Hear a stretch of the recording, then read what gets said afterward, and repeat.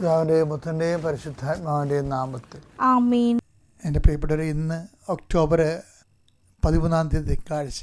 അമ്മേ പരിശുദ്ധമ്മേ, അമ്മേ പരിശുദ്ധമേ, ദൈവമാതാവേ, ദൈവമാതാവേ, കൃപാസനത്തിലൂടെ ഞങ്ങൾക്കും ഞങ്ങളുടെ ദേശത്തിനും അമ്മ മധ്യസ്ഥം തേടി തന്ന എല്ലാ അനുഗ്രഹങ്ങൾക്കും കൃപകൾക്കും ഞങ്ങളിപ്പോൾ ഹൃദയം നിറഞ്ഞ നന്ദി പറയുന്നു. അമ്മേ പരിശുദ്ധമേ, ദൈവമാതാവേ, 2004 ഡിസംബർ 7-ാം തീയതി ഉച്ചകഴിഞ്ഞ് 2:30 കൃപാസനത്തിൽ സംഭവിച്ച അമ്മയുടെ പ്രത്യക്ഷപ്പെടലിനെ കുറിച്ച് തിരുസഭയ്ക്ക് സമർപ്പിച്ചിരിക്കുന്ന പഠനരേഖകളുടെ മേൽ സഭാത്മകമായ പഠനം ആരംഭിക്കുവാൻ ഞങ്ങൾ പ്രാർത്ഥിക്കുന്നു.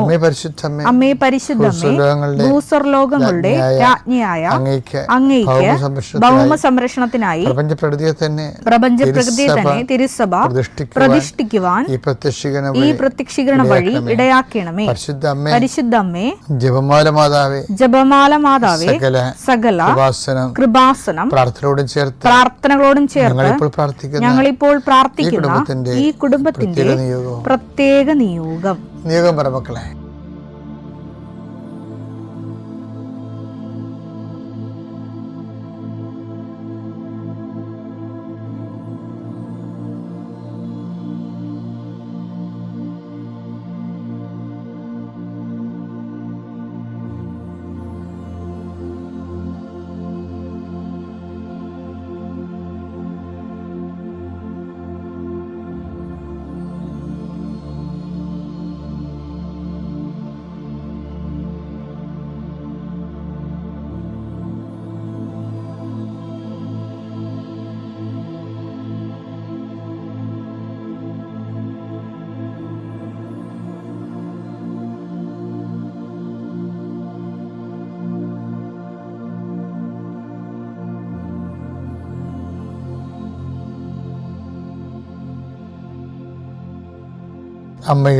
അമ്മയുടെ പ്രത്യക്ഷീകരണത്തിന്റെ ഈ അനുഗ്രഹവേളയിൽ ഞങ്ങൾക്ക് സാധിച്ചു തരുവാൻ കനിയണമേ.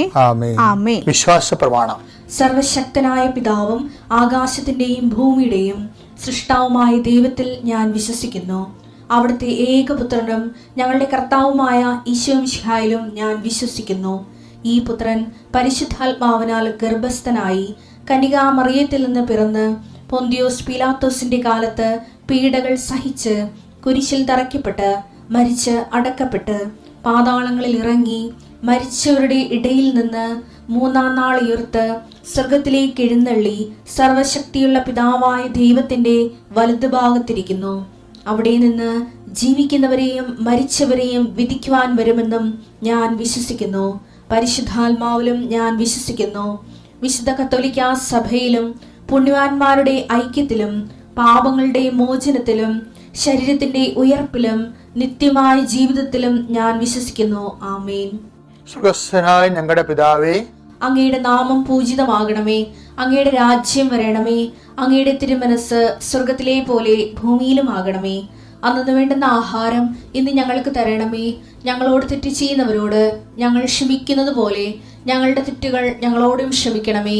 ഞങ്ങളെ പ്രലോഭനത്തിൽ ഉൾപ്പെടുത്തരുതേ, തിന്മയിൽ ഞങ്ങൾ രക്ഷിക്കണമേ. ആമേൻ. നന്മ നിറഞ്ഞ മറിയമേ, സ്വസ്തി. കർത്താവ് അങ്ങയുടെ കൂടെ സ്ത്രീകളിൽ അങ്ങ് അനുഗ്രഹിക്കപ്പെട്ടവളാകുന്നു. അങ്ങയുടെ ഉദരത്തിൻ ഫലമായി ഈശോ അനുഗ്രഹിക്കപ്പെട്ടവനാകുന്നു. പരിശുദ്ധ മറിയമേ, തമ്പുരാന്റെ അമ്മേ, പാപികളായ ഞങ്ങൾക്ക് വേണ്ടി ഇപ്പോഴും ഞങ്ങളുടെ മരണസമയത്തും തമ്പുരാനോട് അപേക്ഷിക്കണമേ. ആമേൻ. എൻ്റെ കർത്താവേ, നിന്റെ ഉന്നതമായ നാമത്തിന് സ്വസ്ഥം ചെയ്യുന്നു. നിന്റെ കർത്താവേ, നിന്റെ വിശുദ്ധ പൗരോഹിത്യത്തെ മഹത്വപ്പെടുത്തണമേ. കർത്താവേ, സഭയിലുള്ള സാന്നിധ്യം ദൃഢമാക്കണമേ. 39 വർഷം ഞാൻ അർപ്പിച്ച കൃപാന്റെ യുഗതിയാൽ കൃപാസനത്താറെ ജീവനോടെ പ്രത്യക്ഷപ്പെട്ട പരിശുദ്ധ അമ്മയുടെ മാധ്യസ്ഥത ദൈവവേദലേ നീ അനുഗ്രഹിക്കപ്പെടട്ടെ. നിന്റെ കുടുംബം അനുഗ്രഹിക്കപ്പെടട്ടെ. നിന്റെ യാത്ര, നിന്റെ ചിന്തകൾ, നിന്റെ ആലോചനകൾ, നീ എടുക്കുന്ന തീരുമാനങ്ങൾ ദൈവവേദലേ കർത്താവ് നിന്നെ ആശീർവദിക്കട്ടെ. നീ ആരെ കോണ്ടാക്ട് ചെയ്യുന്നുവോ, ആരോട് ഫോണിൽ സംസാരിക്കുന്നുവോ, എവിടെ കൂടി നീ സഞ്ചരിക്കുന്നുവോ, എന്തിനു വേണ്ടി സഞ്ചരിക്കുന്നുവോ, നിൻ്റെ യാത്രകളെല്ലാം ലക്ഷ്യങ്ങളെല്ലാം കർത്താവ് അനുഗ്രഹിക്കട്ടെ. പഠിക്കുന്ന മക്കൾ, പഠനം നിന്നുപോയവർ, പഠിച്ച് തോറ്റുപോയവർ, പഠനം മടുത്തു പോയവർ, കർത്താവ് ഡിപ്രഷനിലേക്ക് പോയി കണ്ടിരിക്കുന്നവർ, കർത്താവിൻ്റെ ശക്തി അവരിലേക്ക് ആവശ്യിക്കട്ടെ എന്ന് പ്രാർത്ഥിക്കുന്നു. അകന്നുപോയ പിരിഞ്ഞ് മാതാപിതാക്കൾ, ഭാര്യാഭർത്താക്കന്മാർ ഒരുമിച്ച് കൂടാൻ ആഗ്രഹിക്കുന്നവർ, അവർ കുടിച്ചും കൂടാൻ സാധിക്കുന്നവർ, കർത്താവ് വശ്യോ വൈരാഗ്യം കൊണ്ട് പരസ്പരം പറയാതെ അവരെല്ലാം ഐക്യപ്പെട്ട് ജീവിക്കാനുള്ള കർത്താവെ അവർക്കുള്ള ഒരു താഴ്മ കൊടുക്കണമെന്ന് പ്രാർത്ഥിക്കുന്നു. താഴ്ന്നു കൊടുക്കുന്നവൻ ദൈവത്തിൻ്റെ സന്നിധി വിജയിച്ച് നിൽക്കുന്നു എന്നുള്ള ബോധ്യത്തിൽ കൂടുതൽ ആധ്യാത്മികമുള്ളവർ കൂടുതൽ എളിമപ്പെട്ടുകൊണ്ട് ആ വിഷയത്തിന് ദൈവമഹത്വത്തിൻ്റെ തീരുമാനമെടുക്കാൻ വേണ്ടി കർത്താവ് നിന്നെ സഹായിക്കട്ടെ എന്ന് പ്രാർത്ഥിക്കുന്നു. വിവാഹം താമസിക്കുന്നവർ ആശ്വസിച്ച് പ്രാർത്ഥിക്കുന്നു. വിവാഹത്തിന് വേണ്ടി കർത്താവുള്ള ചുറ്റവട്ടങ്ങൾ ഒരുക്കുന്ന സമയത്ത് പ്രാർത്ഥിക്കുന്നു. പെൺമക്കളുടെ കല്യാണത്തിന് വേണ്ടി പണം കാണാതെ വിഷമിക്കുന്ന സമയത്ത് പ്രാർത്ഥിക്കുന്നു. എൻ്റെ കർത്താവിന് വിരുദ്ധമായ നാമത്തിൽ, സഭയുടെ അധികാരത്തിൽ, കുരിശിൻ്റെ അടയാളത്തിൽ, ദൈവശക്തിയാൽ ഞാൻ മക്കളെ ആശീർവദിക്കുന്നു. ഇപ്പം ചില സമയത്ത് നമ്മൾക്ക് ഭക്തിയും പ്രാർത്ഥനയൊക്കെ വരുമ്പോൾ 2-3 തരം പ്രലോഭനങ്ങൾ വരും. ഒന്ന്, ദൈവത്തെ പരീക്ഷിക്കാൻ നമുക്ക് തോന്നും. ചിലപ്പോൾ ദൈവം അത് അക്സെപ്റ്റ് ചെയ്യും. പക്ഷെ അതല്ല പ്രശ്നം. ഒരടയാളം കിട്ടിയതിന് ശേഷം ഞാൻ ദൈവത്തേക്ക് വരാം എന്ന് നമ്മൾ ചിന്തിച്ചാൽ, നമ്മൾ വന്നില്ലെങ്കിലും ദൈവത്തിന് പ്രത്യേകിച്ച് നഷ്ടമൊന്നും ഇല്ല എന്നുള്ളത് നമ്മൾ മനസ്സിലാക്കണം. നമ്മൾ ദൈവത്തിനെ പരീക്ഷിക്കരുത്. ലൂക്കാ 4:12 യേശു പറഞ്ഞു നിന്റെ ദൈവമായ കർത്താവിനെ പരീക്ഷിക്കരുത് എന്നും പറയപ്പെട്ടിരിക്കുന്നു. ഇപ്പം മനുഷ്യന്മാർക്കുണ്ടാകുന്ന ഒരു വിഷയമാണ് എന്താണ്? ദൈവത്തെ പരീക്ഷിക്കുക. അത് എല്ലാവരും ചെയ്യണം എങ്ങനെയെന്നറിയാമോ? ആൾക്കാർ ഇതൊക്കെ ചെയ്യണത് ദൈവം ആദ്യം ഒരു അടയാളം തരട്ടെ എന്ന് പറയും. ദൈവം ഒരു അടയാളം ആദ്യം തരട്ടെ.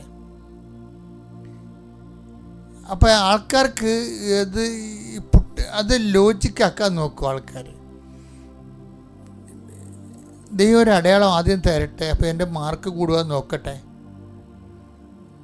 മാർക്ക് കൂടും, പക്ഷേ നീ ബ്രാൻഡഡ് ആകും. അതാണ് പ്രശ്നം. ദൈവം ഒരു അടയാളം തരട്ടെ എന്ന് മനുഷ്യനെ ജനിച്ച കാലം മുതൽ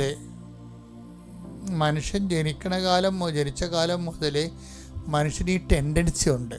കുഞ്ഞുങ്ങളില്ല, പിന്നെ പരീക്ഷയ്ക്ക് തോറ്റു, അല്ലെങ്കിൽ ജോലിയില്ല എന്നൊക്കെ വന്നിട്ട് പ്രാർത്ഥന നോക്കിയിട്ട് നമ്മൾ അതിൻ്റെ അകത്ത് പ്രാർത്ഥനയിൽ ഇങ്ങനെ ഈ ആൾക്കാർ രൂപക്കൂട് എടുക്കത്തില്ലേ? ഞങ്ങളുടെയൊക്കെ പള്ളിയിലൊക്കെ ഇരിക്കുമ്പോൾ ഈ പെരുന്നാളിനൊക്കെ ആൾക്കാർ രൂപക്കൂട് എടുക്കും. അപ്പോൾ ഞാനിങ്ങനെ കാപ്പിയൊക്കെ ഇട്ട് രാജാവിനെ പോലെ രൂപക്കൂടിൻ്റെ പുറകെ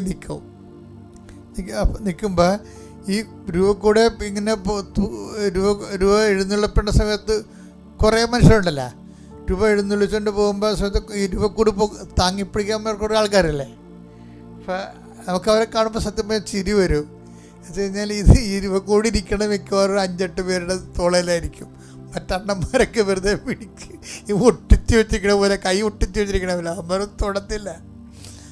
നേർച്ചോണ്ടെന്ന് പറഞ്ഞ് കയറി പിടിച്ച് തൂങ്ങിക്കിടക്കി. ഇനി അവന്മാരെ കൂടി നമ്മൾ തൂക്കി ഈ പാവപ്പെട്ടവൻ കൊണ്ടുപോകേണ്ടി വരും. ഈ ദൈവത്തിൻ്റെ അടുത്ത് കൈ കൊടുത്ത് നിൽക്കണ കുറേ ആൾക്കാരുണ്ട്. കൈ കൊടുത്ത് നിൽക്കും. അവന്മാർ വിശ്വാസപൂർവ്വമൊന്നും എടുക്കത്തില്ല. ഒരു കൈ കൊടുത്തിട്ടേക്ക്, നടക്കട്ടെ, ഒക്കട്ടെ. ഞാൻ പിടിച്ചെന്നായി, തൊട്ടെന്നായി, കാവ്യെന്നായി പേരുണ്ട്. രൂപക്കൂട് കാവ്യെന്ന് പേരുണ്ട്. പക്ഷെ ഒരു കുഞ്ഞാൻ വരലെപ്പോലെ ഒരു ഭാരം എടുക്കത്തില്ല. എഴുന്നള്ളത്തിന് നടക്കുന്ന സംഭവമാണ്.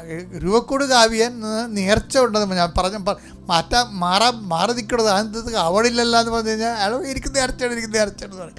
എന്നും നേർച്ചയെന്ന് പറഞ്ഞാൽ പിടിച്ചോണ്ടിരിക്കുന്നത് കാവത്തില്ല, തൊട്ട് വെക്കും. രൂപക്കൂടെ തൊടി, മറ്റുള്ളവർ കാവിക്കൊണ്ട് പോകുമ്പോൾ തൊടും.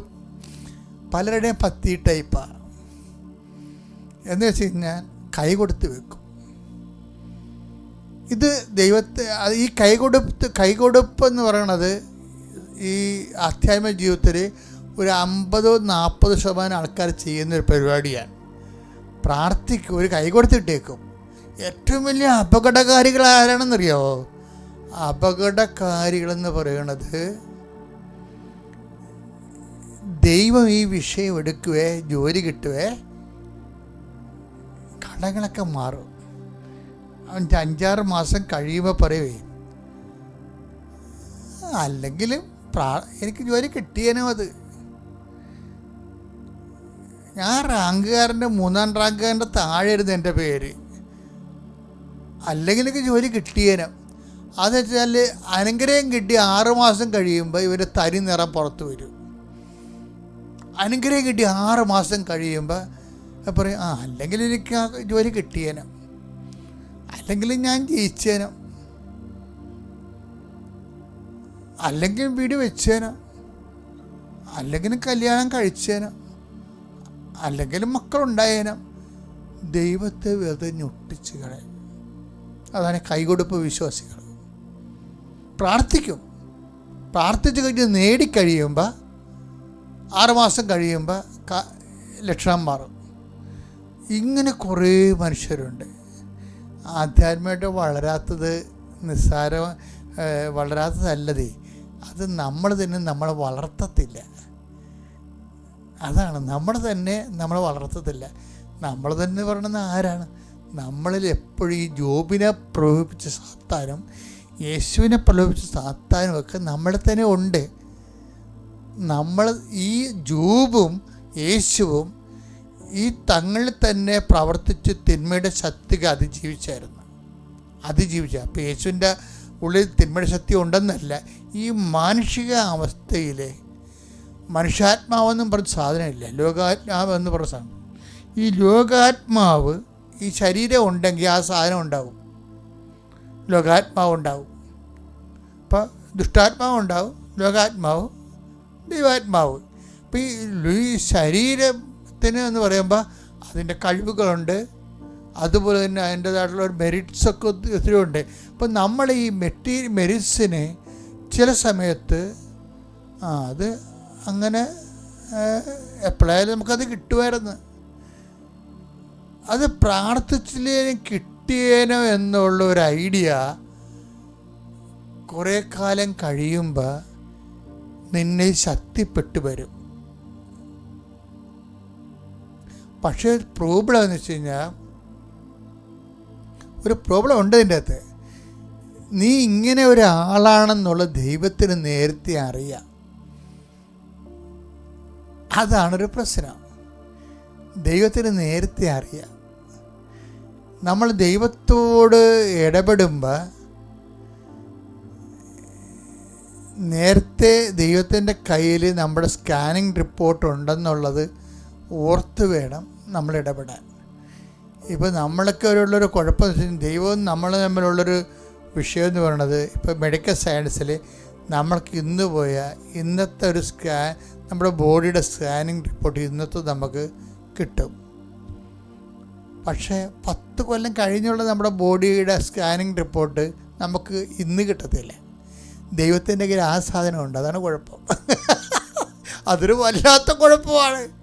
10 കൊല്ലം കഴിയുമ്പോൾ നീ എങ്ങനെ ദൈവത്തോട് പെരുമാറുമെന്നുള്ളതിനെക്കുറിച്ച് അസസ്മെൻ്റ് ഉണ്ട്. എനിക്ക് ബൈബിൾ ഇഷ്ടപ്പെട്ട സംഭവം തരാം. ഞാൻ ഇതൊക്കെ നിങ്ങൾ പറയാൻ തരാണെന്നറിയാവുക, ഈ മനുഷ്യന്മാരുടെ ഇടപെടണ പോലെ ദൈവത്തോട് ഇടപെടാതിരിക്കാൻ വേണ്ടിയാണ്. ചെന്ന് പണിമടിക്കേണ്ട വല്ല ആവശ്യമുണ്ട്? ആൾക്കാർക്ക് ഒരു ഹ്രസ്വദൃഷ്ടിയാണ്. എന്നുവെച്ചാൽ മനുഷ്യന്മാർ ഇടപെടണ പോലെ ദൈവത്തോട് പോയി ഇടപെടും. ദൈവം ഇതെല്ലാം ഹരിച്ചും കുടിച്ചും ഒക്കെ ഒറ്റ ഗ്ലാൻസിൽ മൊത്തം റിസൾട്ട് വന്നിരിക്കണമല്ലേ. 10 ദിവസത്തിനോട് ചോദിക്കത്തില്ലേ കർത്താവ്, ശെബയോനെ, ആരാണ് ശെബയോന് നികുതി കൊടുക്കുന്നത്? മക്കളാണോ അടിമകളാണോ? അപ്പോൾ ശെമയോൻ പറയും, അടിമകളല്ലേ കപ്പം കൊടുക്കണത്. അപ്പോൾ ഈശോയ്ക്കും അപ്പോൾ മക്കൾ ഓക്കെ അല്ലേ, ഫ്രീ അല്ലേ? അപ്പോൾ ശെമയോൻ പറയാം, മക്കൾ ഫ്രീ ആണ്.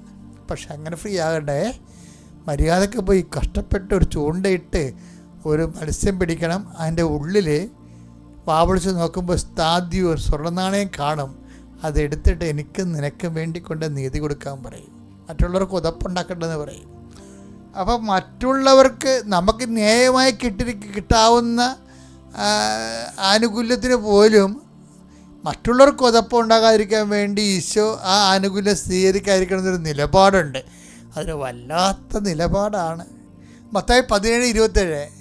എങ്കിലും അവർക്ക് ഇടർച്ച ഉണ്ടാകാതിരിക്കാൻ നീ കടലിൽ പോയി ചൂണ്ടയിടുക. ആദ്യം ലഭിക്കുന്ന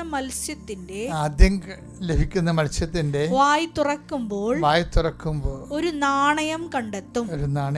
അതെടുത്ത് എനിക്കും നിനക്കും വേണ്ടി അവർക്ക് കൊടുക്കുക. ഇതിനകത്ത് വലിയ വിഷയം എന്ന് പറഞ്ഞാല് ഈ വരാൻ പോകുന്ന കാര്യങ്ങളെക്കുറിച്ച് ദൈവം സോ കോൺഷ്യസ് ആണ്. അതാണ് ഈശോ പറയണത്, വരാൻ പോകുന്ന കാര്യങ്ങൾ അവൻ നിന്നോട് പറയും. യോഹന്നാൻ 16:14. യോഹന്നാൻ 16:14. അവൻ സ്വമേധയാ ആയിരിക്കില്ല സംസാരിച്ചത്. അവൻ കേൾക്കുന്നത് മാത്രം സംസാരിക്കും. വരാനിരിക്കുന്ന കാര്യങ്ങൾ അവൻ നിങ്ങളെ അറിയിക്കും. അവൻ എനിക്കുള്ളവയിൽ നിന്ന് സ്വീകരിച്ച് ഇത് ഒരു ഡേഞ്ചറസ് സോണാണ്. ശരിക്കും വരാനിരിക്കുന്ന കാര്യങ്ങൾ അവൻ നിന്നെ അറിയിക്കും. അപ്പം നമ്മളവർക്ക് നല്ല കാര്യമല്ലേ, വരാനുള്ള കാര്യം നമുക്ക് അറിയാവില്ല, അതല്ല പ്രശ്നം. നമ്മൾ എന്തെങ്കിലും പ്രകൃതം കാണിച്ചാലും ദൈവത്തിന് മുമ്പിൽ മുൻകൂർ റിസൾട്ടാവും. ഈ പ്രാർത്ഥനയെ ബാധിക്കുന്നൊരു വിഷയമാണിത്. നീ ഇന്ന് വലിയ ദൈവതിരുസന്നിധിയിൽ വലിയ ദൈവത്തിൻ്റെ മകനാണെന്നൊക്കെ പറഞ്ഞ് ഇപ്പം തൽക്കാലം ഒരു അനുഗ്രഹമൊക്കെ കിട്ടിക്കഴിഞ്ഞപ്പോൾ നീ ഒരു അഭ്യാസമൊക്കെ കാണിച്ച് നിന്നാലും നിന്നെക്കുറിച്ച് വരാനിരിക്കുന്ന കാര്യങ്ങൾ അവൻ നിന്നെ അറിയിക്കുക എന്ന് വെച്ച് കഴിഞ്ഞാൽ നീ ഒരു 5 കൊല്ലം കഴിയുമ്പോൾ എങ്ങനെ ഇരിക്കും? നീ ഇപ്പം പള്ളി കിടന്ന് ഉരുണ്ടെന്ന് വിചാരിച്ചോ, അല്ലെങ്കിൽ ഇരങ്ങിയെന്ന് വിചാരിച്ചോ, അല്ലെങ്കിൽ ഉമ്പ കളിച്ചെന്ന് വിചാരിച്ചോ? നീ ഇപ്പം വലിയ മുടങ്ങാതെ കുർബാനക്കൊക്കെ വരുന്നുണ്ട്, ഈ കുറേ നാളായിട്ട് നീ ദൈവത്തോട് അടുത്തൊക്കെ നിൽക്കുകയാണെങ്കിലും നിന്നെ അസസ് ചെയ്യണത് നിൻ്റെ കൈയിരിപ്പ് വെച്ചുകൊണ്ടാണ്. അതെന്താണ്? വചനേതാണ്? 16:14. ഇത് DTP ചെയ്ത് വേണമെങ്കിൽ അടുക്കള ഒട്ടിച്ച് വെച്ചോ. എന്താ സംഭവം? ഇത് നമ്മുടെ തലവിധിയാണ് ഈ സംഭവം. എന്താണ്? വരാനിരിക്കുന്ന കാര്യങ്ങൾ അവൻ നിന്നോട് പറയും.